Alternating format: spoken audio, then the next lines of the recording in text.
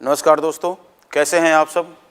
उम्मीद करता हूं कि आप सब अच्छे से होंगे और सीएलसी के द्वारा प्रोवाइड करवाए जाने वाले प्रीवियस ईयर क्वेश्चन के सलूशन को अच्छे से आप एंजॉय कर रहे होंगे, बढ़िया से आप सीख रहे होंगे।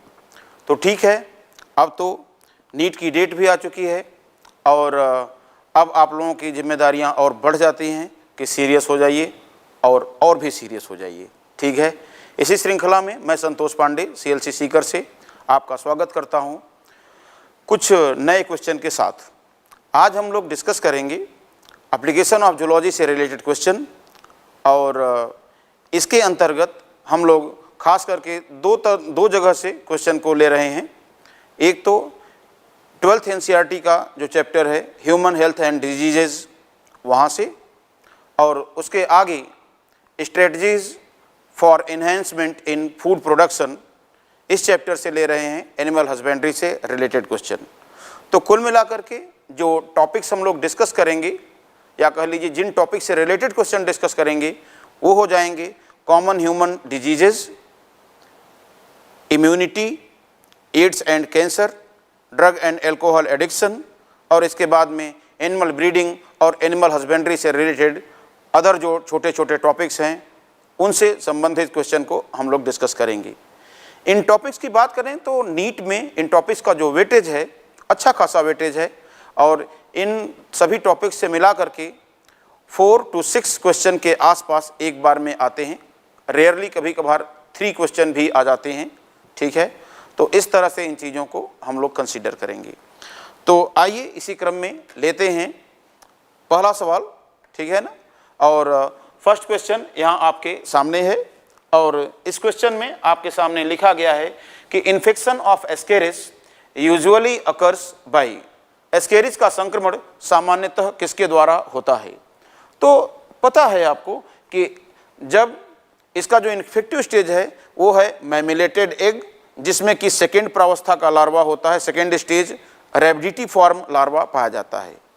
ऐसा मैमिलेटेड अंडा इसका संक्रामक अवस्था है या इन्फेक्टिव स्टेज है, और जब इसे फूड या वाटर के थ्रू कोई पर्सन इंजेस्ट करता है तब इसका संक्रमण होता है। देखते हैं, सीसी फ्लाई नहीं, मॉस्किटो बाइट नहीं, drinking water containing the eggs of ascaris, जी हाँ, एस्केरिस के अंडों से युक्त जल के पीने के कारण इसका संक्रमण होता है। तो ये सही हो जाएगा। इसी के साथ साथ ईटिंग इम्परफेक्टली कुक्ड पोर्क, ये ऐसे नहीं होगा क्योंकि ये जो कंडीशन दी हुई है फोर्थ ऑप्शन में, ये किसके लिए है, ये टीनिया सोलियम के इन्फेक्शन के लिए है। तो आप देखेंगे, अब हम लोग लेते हैं अगला क्वेश्चन।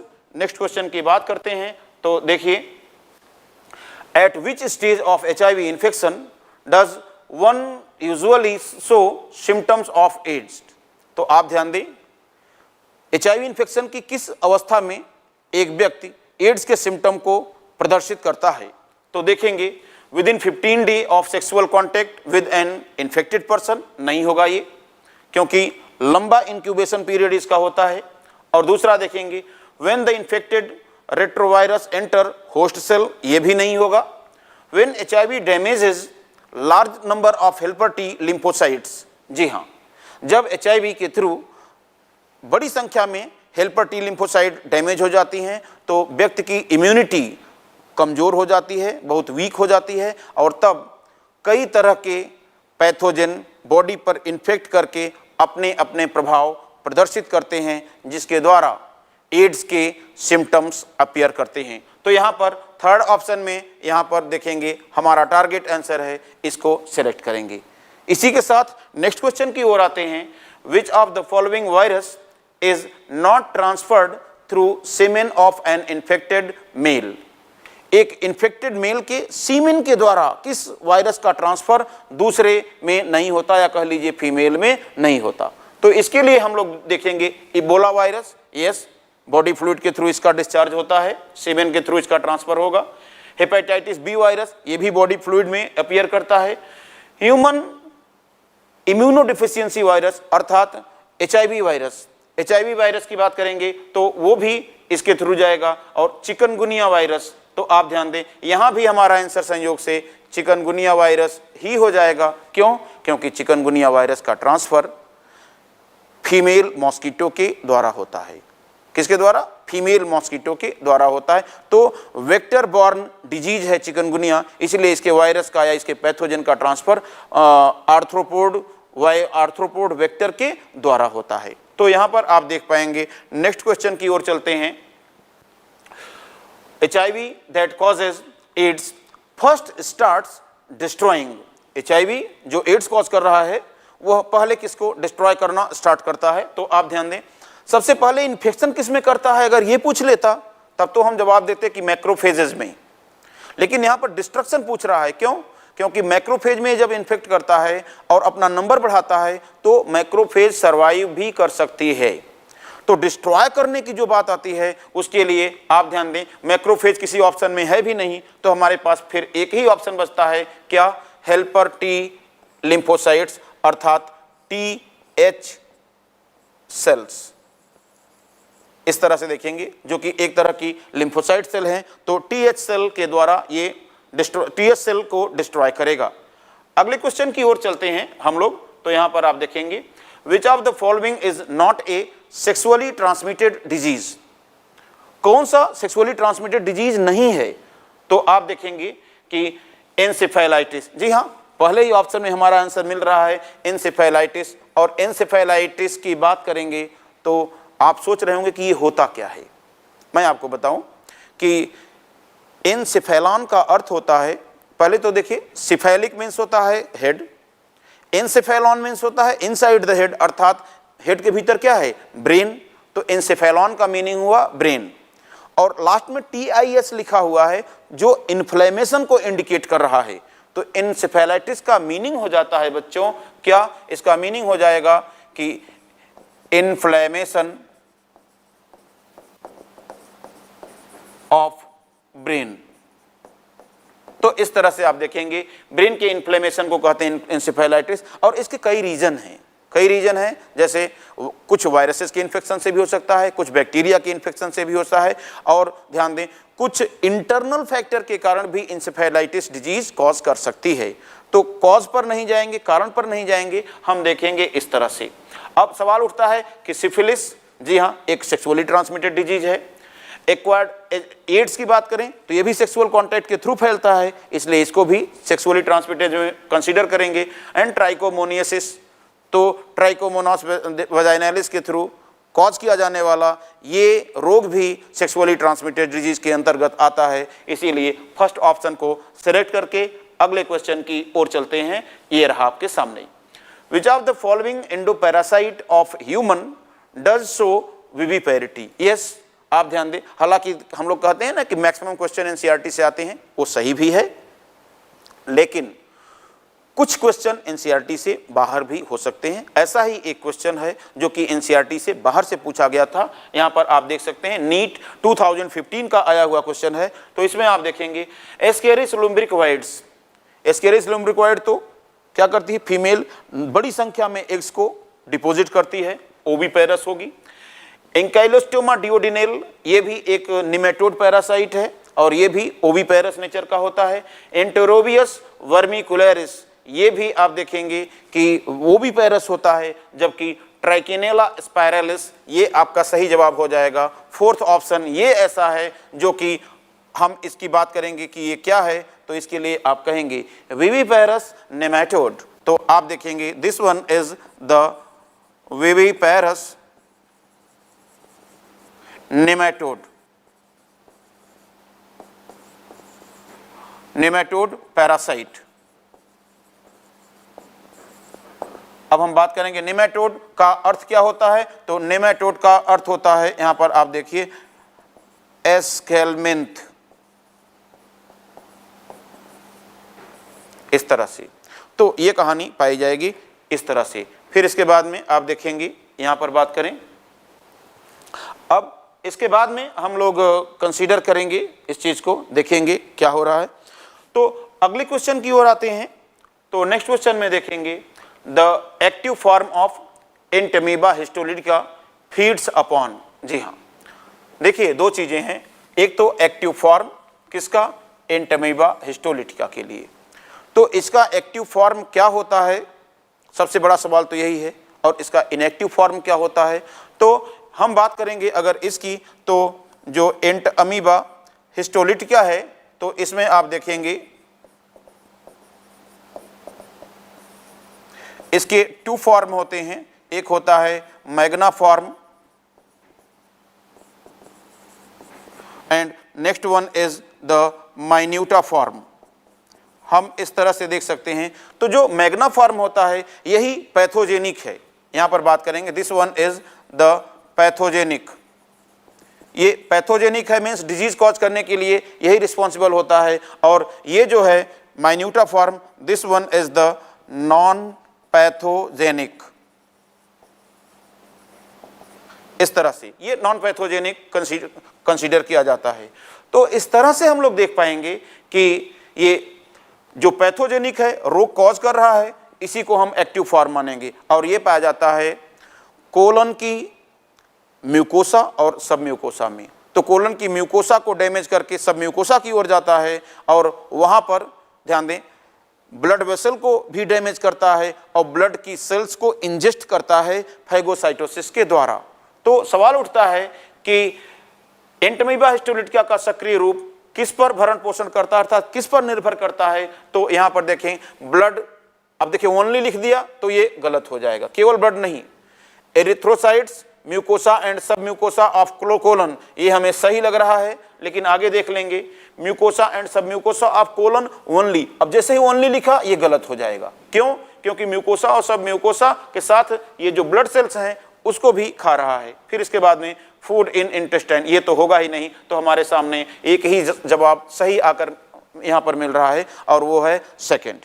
तो इस तरह से हम बात करेंगे, यहां पर बात करें सेकंड। और नेक्स्ट क्वेश्चन आपके सामने, which of the following statement is not true for cancer cells in relation to mutations? yes, ये इस चैप्टर, इन सारे चैप्टर से आया हुआ, हम अगर कहें कि मोस्ट कॉन्सेप्चुअल क्वेश्चन है तो इसमें कोई दिक्कत नहीं होगी। और ये एनसीईआरटी के बाहर भी है, तो एनसीईआरटी के बाहर है, हम इसे समझने की कोशिश करेंगे। तो ध्यान दें, एक्चुअल में यहां पर पूछा गया है कि कौन से म्यूटेशन के द्वारा, ध्यान दें, जनरली हम कहते हैं कि सेल में जब म्यूटेशन होती है तब वह सेल कैंसर सेल में कन्वर्ट हो जाती है, ये तो सही स्टेटमेंट है। तो ऐसा कौन सा म्यूटेशन है जो एक सेल को कैंसर सेल में कन्वर्ट नहीं करने के लिए जिम्मेदार है या उसके कन्वर्ट करने के लिए जिम्मेदार नहीं है? तो देखते हैं कौन कौन जिम्मेदार होंगे और कौन कौन जिम्मेदार नहीं होंगे। सवाल उठता है म्यूटेशंस डिस्ट्रॉय टीलोमेरेज इनहिबिटर्स। अब यहां पर आप देखेंगे कि सबसे बड़ी बात यह कि टीलोमेरेज क्या होता है।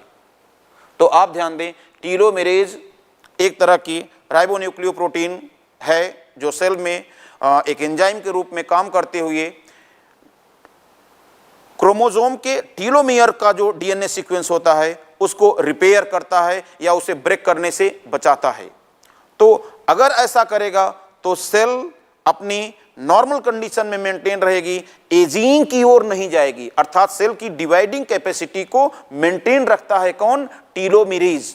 तो आप ध्यान दें, जो टीलोमेरेज है बच्चों, तो इसको हम कहेंगे कि ये मेंटेन करता है डिवाइडिंग कैपेसिटी ऑफ सेल।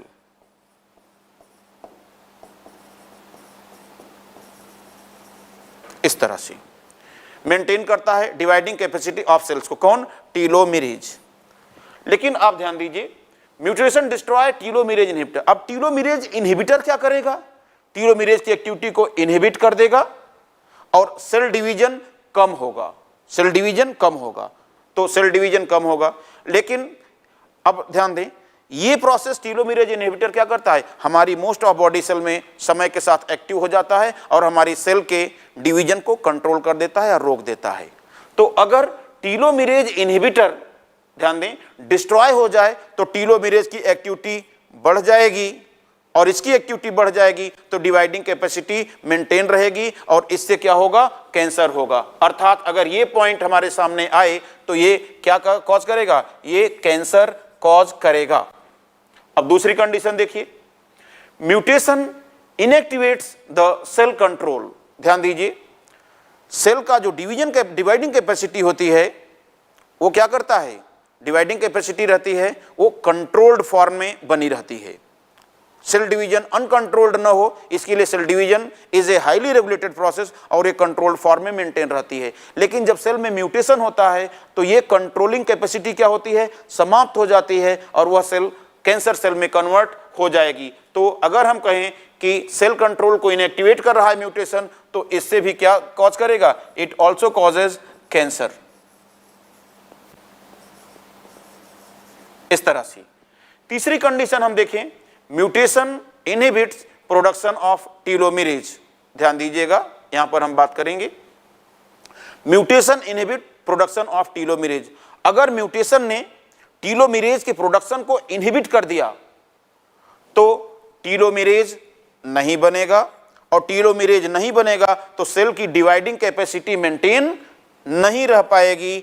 तो सेल में जब डिवाइडिंग कैपेसिटी नहीं रह जाएगी तो क्या वो कैंसर सेल में कन्वर्ट हो सकती है, नहीं। तो इसीलिए आप देखेंगे अगर ऐसा हुआ तो यहां पर कंडीशन होगी क्या, नो कैंसर।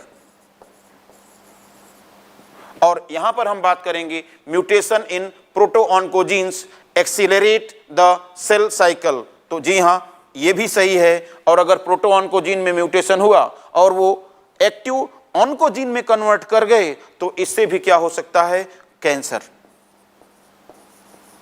इस तरह से एक बहुत अच्छा क्वेश्चन था और उम्मीद है कि आप इस चीज को समझ गए होंगे। एक बार फिर मैं रिपीट कर रहा हूं कि अगर म्यूटेशन के द्वारा प्रोडक्शन बंद हो गया, कम हो गया टीलोमेरेज का, तो इससे कैंसर नहीं होगा। तो आप देखिए, ये तीन तरह के म्यूटेशन जो दिए गए हैं, फर्स्ट, सेकेंड एंड फोर्थ, ये म्यूटेशन होंगे तो कैंसर सेल का फॉर्मेशन होगा, अर्थात वो कैंसर के लिए सही होंगे। लेकिन आप ध्यान दें, विच of the following statement is not true for the cancer cells. तो कैंसर सेल बनने के लिए ये स्टेटमेंट आपका थर्ड वाला सही नहीं है और यही आपको सेलेक्ट करना है। तो इस तरह से आप इस क्वेश्चन को सिलेक्ट करते हुए एक बार फिर से हम लोग अगले क्वेश्चन की ओर चलते हैं। नेक्स्ट क्वेश्चन आपके सामने है, lack of relaxation between successive stimuli in sustained muscle contraction is.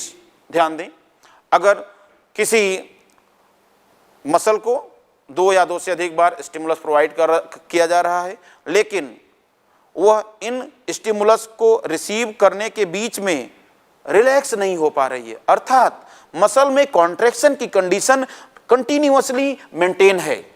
तो अगर मसल में कॉन्ट्रैक्शन की कंडीशन कंटिन्यूअसली मेंटेन है तो इस कंडीशन को कहते हैं टिटैनी या टिटैनस।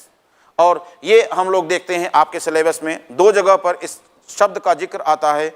एक तो बॉडी में जब पैराथायरॉयड हार्मोन की कमी हो जाती है तब पैराथायरॉयड टिटैनी कॉज करती है, और दूसरा जब क्लॉस्ट्रीडियम टिटैनी नाम का बैक्टीरिया बॉडी में इन्फेक्ट करता है तो उसके जो टॉक्सिन प्रोड्यूस होते हैं मायोटॉक्सिन के रूप में, उन टॉक्सिन के प्रभाव से मसल में सस्टेन्ड कॉन्ट्रैक्शन, लगातार बना रहने वाला संकुचन उत्पन्न हो जाता है, जिससे ये आर्म की मसल ऐसे कॉन्ट्रैक्ट हो जाएगी, इस तरह से ऐसे हाथ ऐंठने लगते हैं, आर्म ऐंठने लगती है या पैर ऐंठने लगते हैं, इवन नेक ऐंठने लगती है, जॉ लॉक हो सकते हैं। तो ऐसी कंडीशन आती है तो उसे कहा जाता है टिटैनस, सस्टेन्ड कॉन्ट्रैक्शन ऑफ मसल। तो इस तरह से आप देखेंगे और आप कहेंगे सर ये स्पास्म क्या है? भाई कुछ ऐसे टर्म हैं जिनको टारगेट आंसर समझने के बाद भी आपको देखना चाहिए। तो स्पास्म का मीनिंग होता है मस्कुलर पेन, अर्थात हम कहेंगे कि पेन इन मसल्स। इस तरह से मसल पेन को आप स्पास्म कहेंगे। टोनस, मसल की रिलैक्स कंडीशन में भी कुछ मसल फाइबर का अल्टरनेटिवली कॉन्ट्रैक्ट करने को कहते हैं, और फटीग, मसल्स का थक जाना फटीग कहलाता है। तो इसके साथ ही नेक्स्ट क्वेश्चन की ओर चलते हैं। आइए देखिए, ये रहा, which of the following is correct regarding AIDS causative agent HIV। AIDS cause करने वाले HIV के लिए कौन सा सही है? तो आइए देख लेते हैं कौन सा सही है। HIV is evolved HIV is enveloped virus that contains two identical molecules of single stranded RNA। जी हाँ, two identical molecules of single stranded RNA and 2 molecules of reverse transcriptase. जी हाँ, जब HIV का आप स्ट्रक्चर देखते हैं तो उसमें भी ये दोनों चीज़ें दिखाई देती हैं और ये बिल्कुल ही सही स्टेटमेंट हो जाएगा। तो करेक्ट पूछा है तो हम इस स्टेटमेंट को सही कर लेंगे। आगे देखते हैं, HIV इज अनएनवेलप्ड, ये गलत हो जाएगा इस कारण से।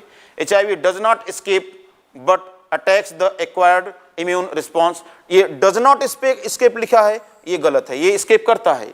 नेक्स्ट आप देखेंगे, which is HIV is enveloped virus containing 1 molecule of single, 1 molecule बोल दिया ना तो ये गलत हो जाएगा। तो इस तरह से सभी स्टेटमेंट गलत हैं केवल एक को छोड़ करके, और वही फर्स्ट स्टेटमेंट आपको सेलेक्ट करना है आंसर के फॉर्म में। अगला क्वेश्चन लेते हैं इसी के साथ साथ।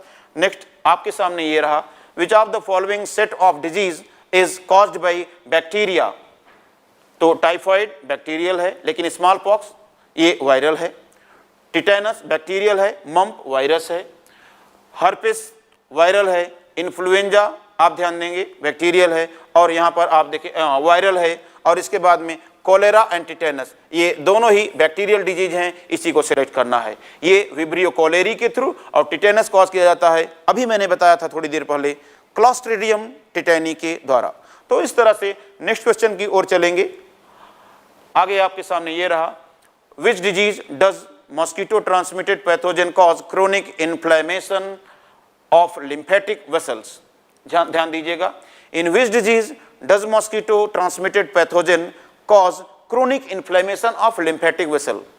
कौन से रोग में मच्छर द्वारा संचरित रोगाणु के कारण लसिका वाहिनियों में दीर्घावधि लंबे समय तक बना रहने वाला इन्फ्लेमेशन कॉज किया जाता है। क्रोनिक का अर्थ होता है, आप ध्यान दें, क्रोनिक का मीन्स होता है लॉन्ग लास्टिंग, जो लंबे समय तक बॉडी में हो, ऐसा इन्फ्लेमेशन। तो यहां पर आप देखेंगे रिंगवर्म डिजीज, ये क्या है, नहीं, एस्केरियोसिस नहीं, और ये होगा, ध्यान दें यहां एलिफेंटिएसिस, या इसी को कहते हैं कौन सा, फाइलेरिया डिजीज या फाइलेरियसिस भी कहते हैं। तो इस तरह से ये मॉस्किटो के द्वारा इसका माइक्रोफाइलेरिया लार्वा ट्रांसमिट किया जाता है, जिससे हिंदी में हम बात करें तो हाथी पांव नामक रोग या एलिफेंटिएसिस डिजीज होती है। अगले क्वेश्चन की बात करते हैं तो यहां पर हम लोग देखें, identify the correct pair representing the causative agent of typhoid fever and confirmatory test for typhoid. तो टाइफॉइड फीवर के लिए एजेंट कौन है और उसका टेस्ट कौन है, ये हम लोग देखेंगे। तो आप जानते होंगे साल्मोनेला टाइफी इसका कॉजेटिव एजेंट होता है, और विडाल टेस्ट इसके लिए डायग्नोस्टिक टेक्निक है। तो आप देखेंगे कहाँ मिल रहा है हमें, साल्मोनेला टाइफी फर्स्ट में नहीं है, सेकेंड में यहाँ पर आप देखेंगे ये हो जाएगा साल्मोनेला टाइफी और विडाल टेस्ट। अगले क्वेश्चन की ओर चलते हैं हम लोग। तो आप देखेंगे यहाँ, the cell mediated immunity inside the human body is carried out by. तो ध्यान दें, ह्यूमन बॉडी में सेल मीडिएटेड इम्यूनिटी किसके द्वारा प्रदान की जाती है, तो जवाब है टी लिम्फोसाइट के द्वारा सेल मीडिएटेड इम्यूनिटी, और बी लिम्फोसाइट के द्वारा एंटीबॉडी मीडिएटेड इम्यूनिटी, या उसी को कहते हैं ह्यूमोरल इम्यूनिटी। तो आप देखेंगे सेल मीडिएटेड इम्यूनिटी पूछ रहा है, तो थ्रोम्बोसाइट, एरिथ्रोसाइट, टी लिम्फोसाइट, यहां आपको मिल रहा है सही जवाब टी लिम्फोसाइट के द्वारा, जबकि बी सेल के द्वारा क्या, ह्यूमोरल इम्यूनिटी या एंटीबॉडी मीडिएटेड इम्यूनिटी प्रोवाइड किया जाता है। नेक्स्ट क्वेश्चन की ओर चलते हैं। यहां पर हम लोग तो देखें, match the disease with its correct type of vaccine. जी हाँ, ट्यूबरकुलोसिस की बात करेंगे तो ये इनएक्टिवेटेड या हार्मलेस बैक्टीरिया के द्वारा वैक्सीन इसकी बनाई जाती है। तो देखते हैं हार्मलेस बैक्टीरिया कहाँ है, ये फोर्थ ऑप्शन में मिल रहा है। तो यहां जब कॉलम मैचिंग का क्वेश्चन आता है, पिछले वीडियो में भी मैंने आपको बताया था, कॉलम मैचिंग के क्वेश्चन में ऐसे मैच करवाने की जरूरत है, लाइन खींचकर मैच करवाने की जरूरत नहीं है। आप डायरेक्ट इससे कौन सा ऑप्शन मैच कर रहा है सेकंड कॉलम का, इसको देखिए, फोर्थ मैच कर रहा है तो हम यहां पर लिख लेंगे फोर्थ, इस तरह से। और इसी के साथ साथ देखेंगे नेक्स्ट हम लोग देखेंगे अगला क्वेश्चन क्या आ रहा है, हुपिंग कफ या कुकुर खांसी। तो ये किल्ड बैक्टीरिया के द्वारा इसकी वैक्सीन बनाई जाती है।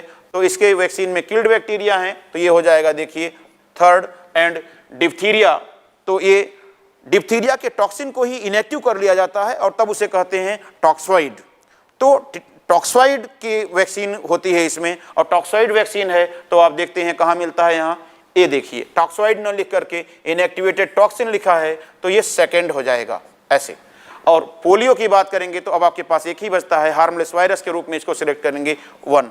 हमारे पास सही सीक्वेंस आ गया 4 3 2 1। अब देखेंगे किस ऑप्शन में है, तो देखेंगे ये है 4 3 2 1, यहां पर ऑप्शन नंबर 4 आपके सामने ये रहा।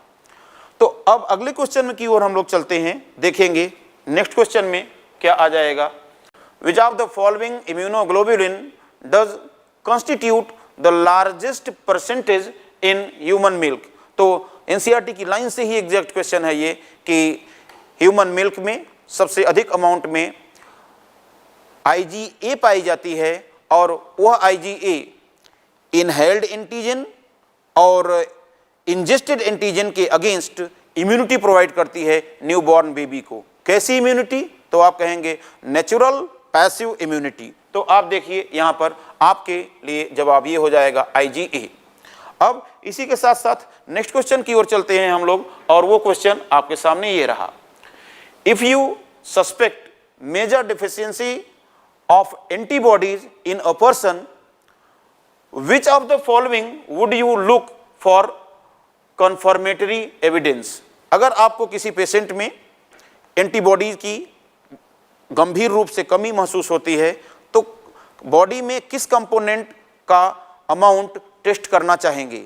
तो आप जानते हैं कि जो एंटीबॉडीज हैं उनका दूसरा नाम है गामा ग्लोब्यूलिन। क्या नाम है?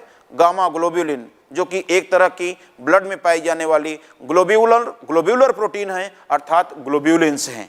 तो देखते हैं कि हीमोसाइट्स नहीं होगा, सीरम ग्लोब्यूलिन्स, यस सीरम ग्लोब्यूलिन्स आप सेलेक्ट करेंगे, ये सही जवाब होगा। फाइब्रिनोजन क्लॉटिंग से रिलेटेड प्रोटीन है, और सीरम एल्ब्यूमिन ब्लड में ऑस्मोटिक प्रेशर को रेगुलेट करने के लिए प्रोटीन है।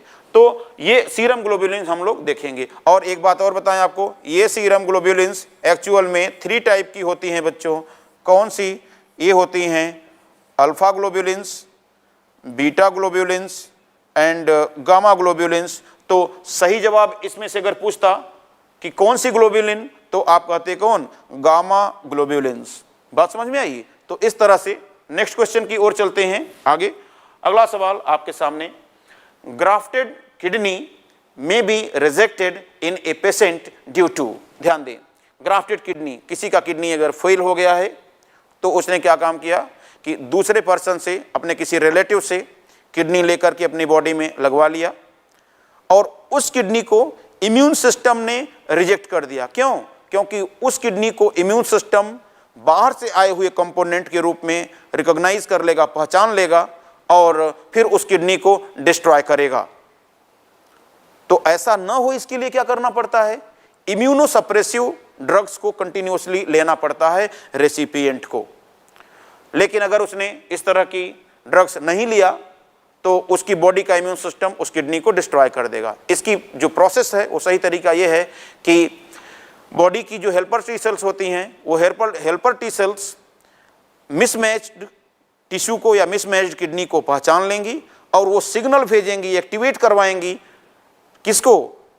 किलर टी सेल्स को, और वो किलर टी सेल्स डिस्ट्रॉय कर देंगी उस किडनी को। तो इस तरह से सेल मीडिएटेड इम्यूनिटी के द्वारा या टी लिम्फोसाइट के द्वारा या किलर टी लिम्फोसाइट के द्वारा नष्ट कर दिया जाएगा उस किडनी को। तो देखते हैं कि कैसे रिजेक्ट हो गई। तो देखिए, passive immune response no, innate immune response no, humoral immune response, ये तो एंटीबॉडी मीडिएटेड इम्यूनिटी की बात आ गई, नहीं होगा। सेल मीडिएटेड इम्यून रिस्पॉन्स, और सेल मीडिएटेड इम्यून रिस्पॉन्स यही सही जवाब हो जाएगा। और ये प्रोड्यूस किया जाता है किसके द्वारा?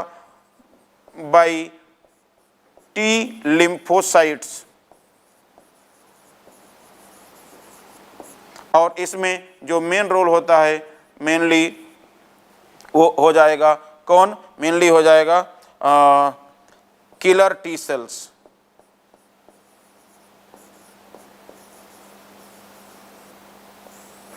इस तरह से तो ये कहानी हो जाएगी, और इसके बाद में आप देखेंगे ये चीज आप देख पाएंगे। नेक्स्ट क्वेश्चन की ओर चलते हैं। इसी के साथ साथ अगले क्वेश्चन में हम लोग देखें, in higher vertebrates the immune system can distinguish self cells and non self cells. If this property is lost due to genetic abnormality and it attacks self cells then it leads to, कहते हैं कि ध्यान दें, जो higher vertebrates हैं उनमें क्या होता है कि स्वयं के बॉडी टिश्यू की सेल्स को पहचानने के लिए और बाहर से आए हुए किसी कंपोनेंट को पहचानने के लिए क्षमता होती है। तो अगर यह क्षमता किसी आनुवंशिक दोष के कारण या जेनेटिक एबनॉर्मलिटी के कारण समाप्त हो जाए, नष्ट हो जाए, न रहे, तब क्या होता है, इम्यून सिस्टम अपने ही बॉडी के किसी टिश्यू को नष्ट करना स्टार्ट कर देता है। और ऐसी कंडीशन में कौन सा रोग होगा, इसी चीज को पूछा गया है। तो ऐसी कंडीशन में होता है स्व प्रतिरक्षा जनित रोग या ऑटो इम्यूनिटी या ऑटो इम्यून डिसऑर्डर। आइए देखते हैं कहां होगा ये। ग्राफ्ट रिएक्शन नहीं, ऑटो इम्यून डिजीज ये सही जवाब हो जाएगा आपके लिए। तो इस तरह से आप देख पाएंगे कि अगर इम्यून सिस्टम अपने और पराये के बीच पहचान न कर पाए तब वो अपने स्वयं के बॉडी टिश्यू को डिस्ट्रॉय करना स्टार्ट कर देता है और इसे कहते हैं ऑटो इम्यून डिजीज। कुछ ऑटो इम्यून डिजीज के एग्जांपल्स अभी हम लोग अगले सवाल में डिस्कस करेंगे, ठीक है ना, वहां पर फिर मैं आपको याद करवा दूंगा। तो लेते हैं अगला क्वेश्चन। नेक्स्ट क्वेश्चन की ओर चलेंगे तो देखेंगे antivenom injection contains preformed antibodies. Antivenom का मतलब होता है जो, जैसे किसी को आप स्नेक ने बाइट कर लिया, सांप ने काट लिया किसी को, तो सर्प के काटने पर क्या होता है कि उसके विष के विरुद्ध जो चीज दी जाती है, जो मेडिसिन दी जाती है, उसे कहते हैं एंटीवेनम। तो antivenom injection contains preformed antibodies while polio drops that are administered into the body contain. तो ये तो पूछ लिया, आपको एक कंडीशन दे दिया, यहां तक क्वेश्चन एक्चुअल में है ही नहीं है। क्वेश्चन आपका स्टार्ट हो रहा है, देखिए यहां से, polio drops that are administered into the body contain. Polio drop जो बॉडी में प्रवेश करवाई जाती हैं वो क्या कंटेन करती हैं, तो इसके लिए आप कहेंगे वो कंटेन करती हैं क्या, हार्मलेस बैक्टीरिया को या इनएक्टिवेटेड बैक्टीरिया को, sorry harmless bacteria, harmless virus को, या कह दीजिए किल्ड वायरस की बात की जाएगी। तो देखेंगे हार्वेस्टेड एंटीबॉडीज नहीं है, गामा ग्लोबुलिन नहीं होगा, एटीन्यूएटेड पैथोजन नहीं होगा। यहां पर आप ध्यान, ये सही है, एटीन्यूएटेड पैथोजन, ध्यान दें। एटीन्यूएटेड का अर्थ होता है कमजोर कर दिया गया पैथोजन, एक ऐसा रोग उत्पन्न करने वाला एजेंट, एक ऐसा डिजीज कॉजिंग एजेंट जिसको वीक कर दिया गया है, अर्थात उसके डिजीज कॉजिंग इफेक्ट को हटाया जा चुका है। तो ऐसा ही वायरस एंटर करवाया जाता है किसकी, पोलियो वैक्सीन के रूप में। तो आपका ये जवाब थर्ड सही हो जाएगा। और इसी के साथ अगले क्वेश्चन की ओर चलते हैं। तो नेक्स्ट क्वेश्चन हमारे सामने ये रहा, आगे देखिए, यहां पर बात करेंगे अस्थमा में बी एट्रीब्यूटेड टू। अस्थमा किसके कारण से हो सकता है, तो इसकी बात अगर हम लोग करें तो इसमें आप देखेंगे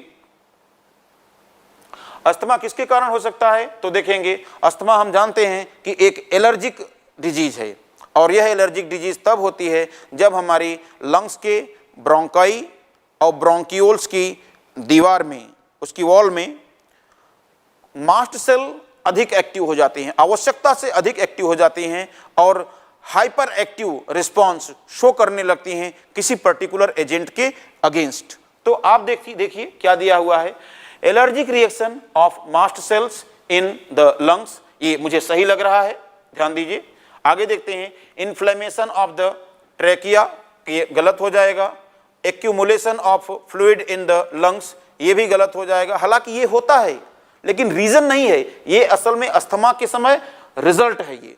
तो आगे देखेंगे बैक्टीरियल इन्फेक्शन, ये भी नहीं होगा। तो हमारे पास एक ही ऑप्शन सही है, allergic reaction of mast cell in the lungs, या हम ऐसे कहें in the wall of bronchi and bronchioles. तो इनके द्वारा क्या किया जाता है, जब ये एलर्जिक रिएक्शन शो करती हैं तो ब्रोंकाई और ब्रोंकियोल्स की वॉल ऐसे नैरो हो जाती हैं, और इस तरह से अगर ये नैरो हो जाएंगी तो क्या होगा, ब्रीदिंग में डिफिकल्टी होगी, ब्रीदिंग डिफिकल्ट हो जाएगा, और ब्रीदिंग के समय एक अजीब सी आवाज निकलेगी, घरघराहट की आवाज निकलती है, जिसको कहते हैं व्हीजिंग साउंड। तो व्हीजिंग साउंड प्रोड्यूस किया जाता है अस्थमा के पेशेंट के द्वारा। तो अब आप देखेंगे नेक्स्ट क्वेश्चन की ओर चलते हैं, और नेक्स्ट क्वेश्चन ये रहा, among the following edible fishes which one is marine fish having rich source of omega 3 fatty acids. कौन सी marine fish omega 3 fatty acid का रिच सोर्स है? एक्चुअल में मैं बात करूं तो बहुत ही आसान क्वेश्चन है। क्यों? क्योंकि मैराइन फिश के लिए पूछ रहा है और एक ही फिश है आपके पास ये जो मैराइन हैबिटेट से दी गई है, बाकी सभी 3 तो फ्रेश वाटर हैबिटेट से दी है, तो इन पर तो आपको सोचना ही नहीं है। समझ रहे हैं ना? सोचना तो तब होता जब मैरीन हैबिटेट से कई फिश दी होती, तो एक ही फिश है मैक्रेल, तो इसे आप सेलेक्ट करेंगे और आगे बढ़ेंगे। ठीक है, तो नेक्स्ट क्वेश्चन की ओर चलते हैं।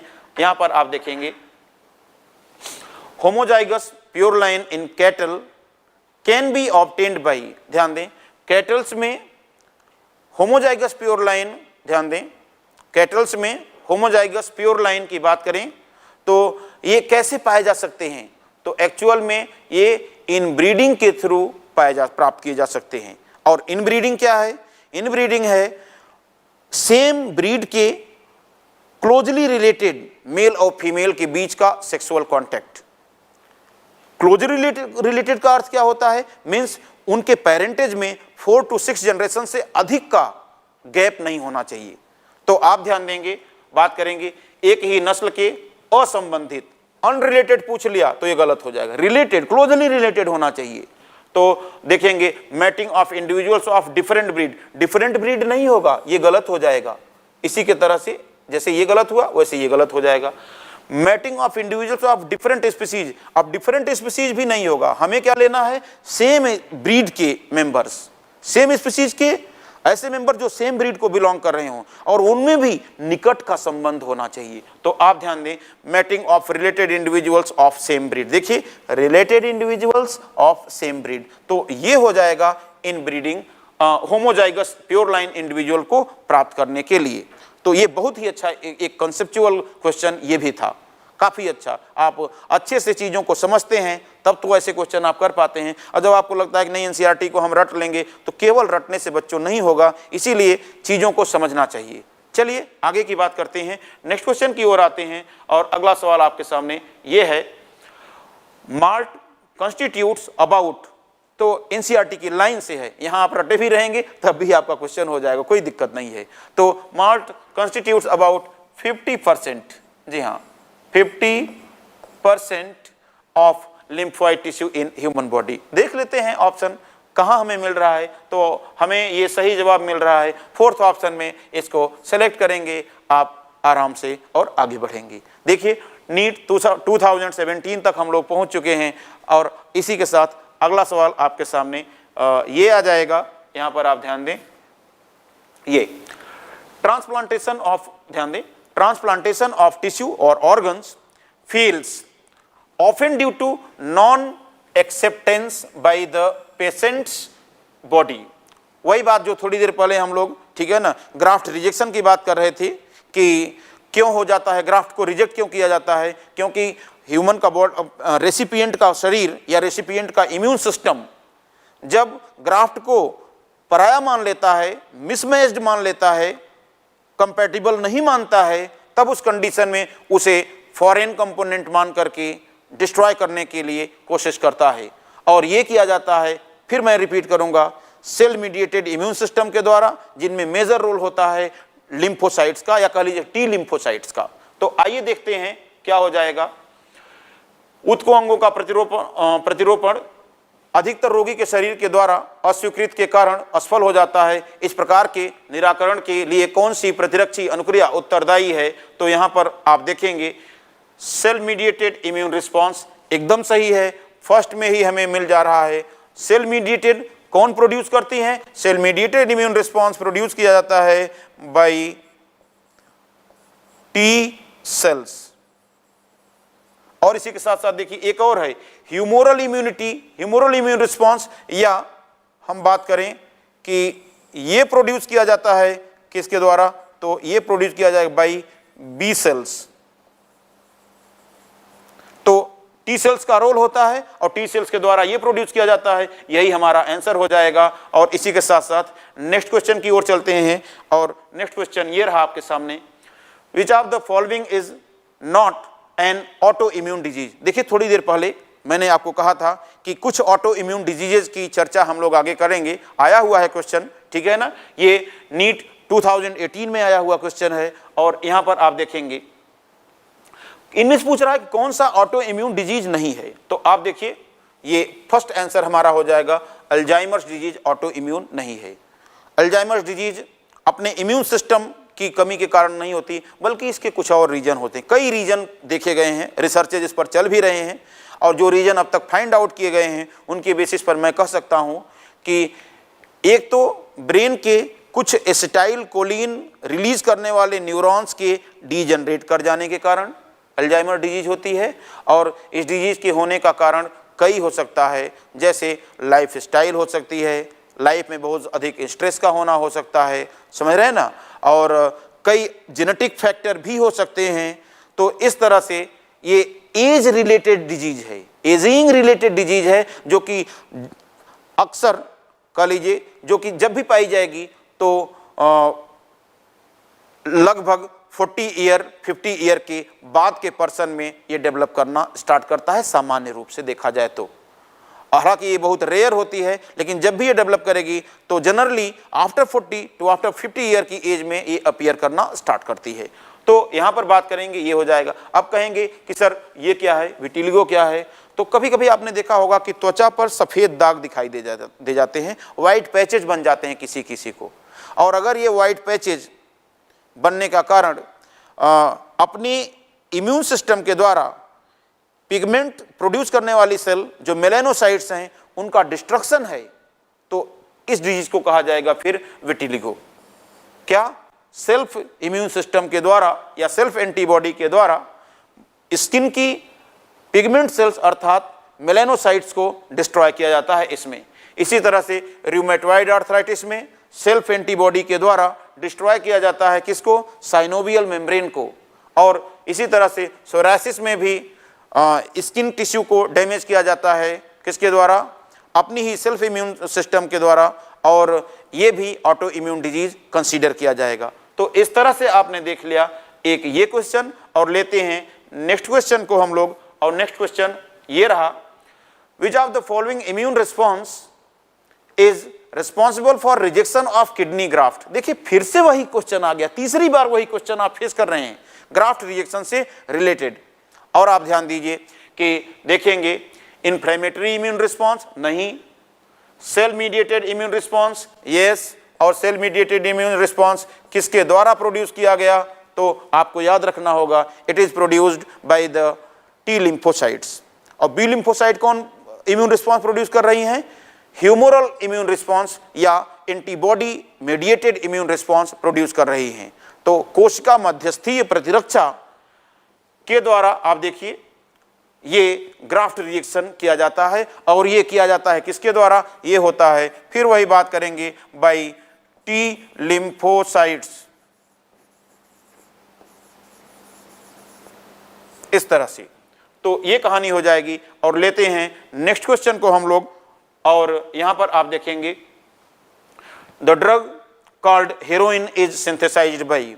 तो हेरोइन का जो केमिकल नेम है डाइस्टाइल मॉर्फिन हाइड्रोक्लोराइड है, लेकिन अगर हम एनसीईआरटी की बेसिस पर देखें तो स्मैक को ही हेरोइन कह देते हैं, एनसीईआरटी में कहा गया है, तो इसको आप कहते हैं डाइस्टाइल मॉर्फिन। तो डाइस्टाइल मॉर्फिन की बात करें तो अब आप समझ गए होंगे कि डाइएसिटाइल जुड़ा हुआ है, इसका मतलब मॉर्फिन के एसिटिलीकरण से या मॉर्फिन के एसिटाइलेशन से प्रोड्यूस की जाती है। तो आप देखिए यही चीज पूछा गया है, और ये एनसीईआरटी की लाइन से ही है, एनसीईआरटी की क्लियर लाइन से लिखा गया है कि it is produced by the acetylation of morphine. तो आप देखेंगे ग्लाइकोसाइलेशन नहीं, नाइट्रेशन नहीं, मिथाइलेशन नहीं, एसिटाइलेशन ऑफ मॉर्फिन, ये फोर्थ ऑप्शन आपके सामने हो जाएगा आंसर के रूप में। एकदम आसान क्वेश्चन था अगर आप एनसीईआरटी पढ़े हुए हैं तो। नेक्स्ट क्वेश्चन की बात करते हैं, तो आइए देखते हैं यहां, सेलेक्ट द इनकरेक्ट स्टेटमेंट। जी हाँ, जो गलत है उसी को सिलेक्ट कर लेना है। तो देखते हैं, पढ़ते जाएंगे, सिलेक्ट करते जाएंगे। Inbreeding selects harmful recessive genes that reduce fertility and productivity. जी हाँ, ये गलत हो जाएगा, क्योंकि इनब्रीडिंग करवाने का जो पर्पज होता है वो बेनिफिशियल जीन्स के सिलेक्शन या बेनिफिशियल एलील्स को सेलेक्ट किया जाना होता है, न कि हार्मफुल एलील्स को। क्लियर है? तो ये गलत हो जाएगा आपके सामने। आगे देखेंगे, inbreeding helps in accumulation of superior genes and elimination of undesired genes. देखिए वही बात जो अभी मैं बता रहा था, वही चीज तो आ गई कि inbreeding helps in accumulation of superior genes अर्थात beneficial genes and elimination of undesirable genes, जिनकी इच्छा हम नहीं रखते उनको एलिमिनेट करवाने के लिए ये प्रोसेस की जाती है। तो यहां पर आप देखेंगे ये जवाब हो जाएगा क्या, सही हो जाएगा। फिर इसके बाद में आप देखेंगे इनब्रीडिंग इंक्रीजेज होमोजाइगोसिटी। जी हाँ, इनब्रीडिंग से होमोजाइगोसिटी बढ़ती है, तभी तो इनब्रीडिंग के द्वारा होमोजाइगस प्योर लाइन इंडिविजुअल को प्राप्त किया जा सकता है। तो यहां पर आप देखेंगे ये भी सही जवाब, सही स्टेटमेंट है। और आगे देखें, inbreeding is essential to evolve pure line in any animal. देखिए अभी मैंने बताया आपको जस्ट इस सेंटेंस को डिस्कस करते हुए कि होमोजाइगोसिटी इंक्रीज करती है, तभी तो प्योर लाइन इंडिविजुअल को डेवलप करवाया जा सकता है इस मेथड के द्वारा। तो उसी चीज की चर्चा इसने यहां पर कर दिया। तो ये देखिए आ गया, ये भी सही स्टेटमेंट है। अब क्वेश्चन में क्या पूछा है, सेलेक्ट द इनकरेक्ट, जो गलत है उसी को सेलेक्ट करना है आपको। तो गलत क्या है भाई, ये है फर्स्ट ऑप्शन गलत है, इसको आपने इनकरेक्ट ऑप्शन को सेलेक्ट कर लिया। तो इतना आसान था ये क्वेश्चन। इसी के साथ लेते हैं नेक्स्ट क्वेश्चन को हम लोग, और नेक्स्ट क्वेश्चन की बात करेंगे। तो देखिए लास्ट क्वेश्चन हो जाएगा आपके लिए ये, colostrum the yellowish fluid secreted by the mother during the initial day of lactation. Means जब बच्चे का जन्म होता है तो इनिशियल स्टार्ट में 2-3 दिन तक जो हल्का येलोविश कलर का मिल्क रिलीज किया जाता है मेमोरी ग्लैंड से, उसकी बात की जा रही है। कहा जा रहा है कि it is very essential to for immunity to new born infants because it contains, क्या कंटेन कर रहा है, तो मैं बता चुका हूं ऑलरेडी आपको कि इनहेल्ड और इंजेस्टेड पैथोजन के विरुद्ध इम्यूनिटी प्रोवाइड करता है, क्योंकि इसमें होते हैं IgA।